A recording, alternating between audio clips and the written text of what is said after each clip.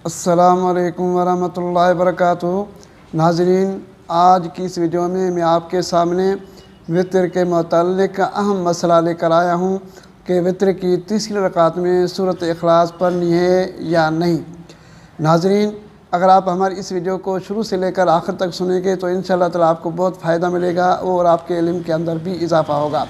नाज़रीन, पहले फ़र्ज़ की अहमियत है, फिर उसके बाद वाजिब की अहमियत है। और जो वितर होता है वो वाजिब होता है और इशा की नमाज में ही पढ़ा जाता है और दिन में किसी भी और नमाज में नहीं पढ़ा जाता। नाज़रीन, इशा की नमाज के फ़र्ज़ के बाद 2 रकात सुन्नत और नफिल पढ़ने हैं और नफिल पढ़ने के बाद आप 3 रकात वितर वाजिब पढ़ सकते हैं, यानी ये ज़रूरी पढ़ना है। अगर आप नहीं पढ़ेंगे तो आप गुनहगार ठहराएंगे। नाज़रीन, और वितर के 3 रकातों में हमने कौन सी सूरतें पढ़नी है और कौन सी नहीं पढ़नी, क्या उसमें सूरत इखलास पढ़ेंगे तो हो जाएगा, नहीं पढ़ेंगे तो नहीं होगा। मैं उसकी वजाहत आपके सामने करने जा रहा हूँ कि बेहतर तो ये कि आप वितर की 3 रकात में पहली रकात में आप सूरत नसर पढ़ें, इज़ा जा नसरुल्लाह वल फतह, इसका नाम है सूरत नसर। और दूसरी रकात में सूरत लहब, तब्बत यदा अबी लहब व तब, यानी ये सूरत पढ़ें।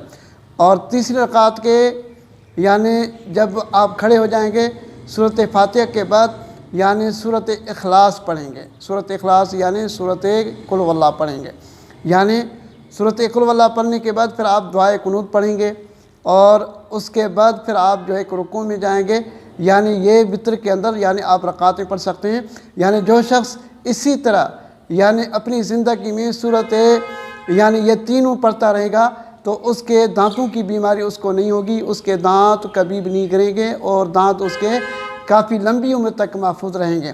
इसके अलावा अगर आप और भी चाहें कुरान पाक के अंदर कुछ भी तिलावत कर सकते हैं, जैसे सूरत आला पहली रकात में, वितर की पहली रकात में सूरत आला सब्बिह इस्म रब्बिकल आला आप पढ़ सकते हैं और दूसरी रकात में सूरत काफिरून आप पढ़ सकते हैं और तीसरी रकात में सूरत इखलास की भी आप तिलावत कर सकते हैं।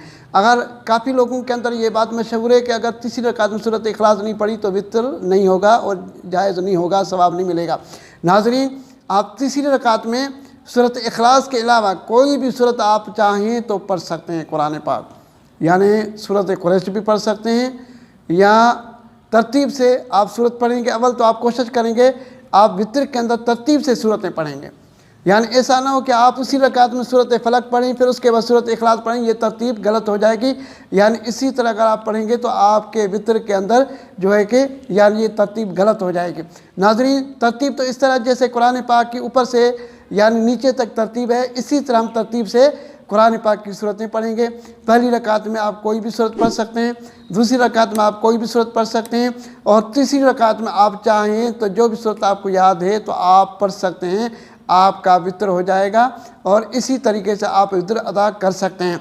नाज़रीन, मैंने आपको पहले शुरू में ये बताया कि अगर आप सूरत नसर पहली रकात में और दूसरी रकात में सूरत लहब पढ़ेंगे और तीसरी रकात में सूरत इखलास आप पढ़ेंगे तो इंशाअल्लाह ताला आपके दांतों को कोई भी बीमारी नहीं लगेगी और लंबी उम्र तक आपके दांत बीमारियों से महफूज रहेंगे और बाहिफाज रहेंगे। ये था ज़रूरी मसला जिसकी हमने आपके सामने वजाहत कर दी। अस्सलाम वालेकुम वरहमतुल्लाहि वबरकातुहू।